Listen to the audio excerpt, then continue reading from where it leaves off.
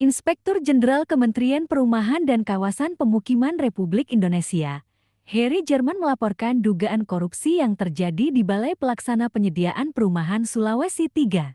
Mantan Asisten Pengawasan Kejati Sulsel ini melaporkan langsung dan menyerahkan dokumen di Kantor Kejaksaan Tinggi Sulawesi Selatan di Jalan Urip Sumoharjo pada Selasa 27 Mei. Berikut penjelasan Inspektur Jenderal Kementerian Perumahan dan Kawasan Pemukiman Republik Indonesia, Heri Jerman. Bagaimana diketahui, statement Bapak Presiden Prabowo Subianto yang menyatakan tidak boleh ada lagi yang namanya penyelewengan, tidak boleh lagi yang namanya korupsi di kementerian lembaga manapun.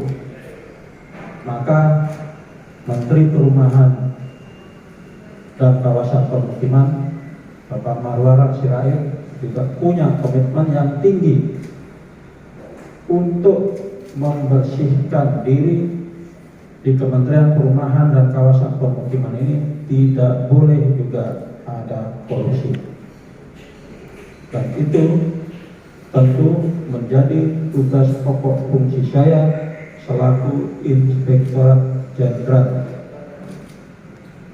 Nah, pada hari ini saya menyerahkan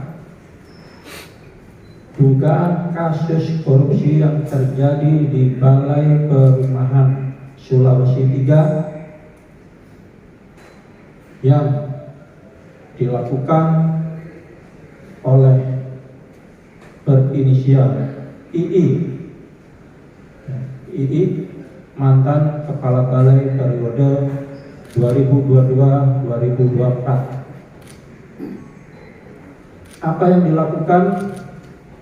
Yang pertama, diduga telah menyalahgunakan kewenangannya, telah melakukan penyimpangan terkait dengan anggaran perjalanan dinas sebesar kurang lebih 914 juta dengan modus operandi mengadakan perjalanan dinas fiktif, membuat kwitansi sewa mobil fiktif yang sebenarnya tidak ada kegiatan.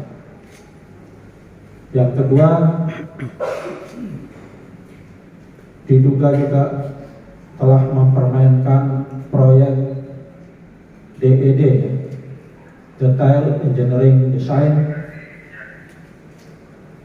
yang dibuat 7 paket yang ternyata hanya dikerjakan 1 orang, sehingga diduga juga merugikan keuangan negara sebesar 201 juta.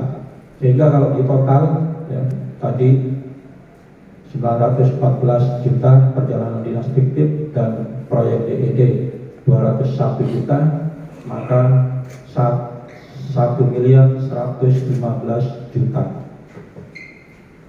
Nah, kasus tersebut secara resmi pada hari ini Selasa saya serahkan langsung kepada Kepala Kejaksaan Tinggi Sulawesi Selatan untuk diproses dengan proses penegakan hukum tentunya. Nah, inilah sebagai bentuk komitmen Kementerian Perumahan dan Kawasan Pemukiman untuk bersih-bersih, untuk tidak ada korupsi di lingkungan kementerian. Untuk diketahui juga, ini sudah kasus keempat ya selama saya jadi Irjen 4 bulan. Ini kasus keempat.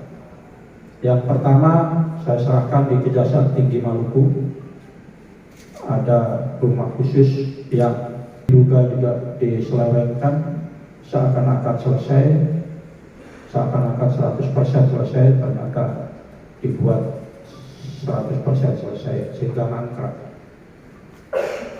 Nilainya 2,8 miliar.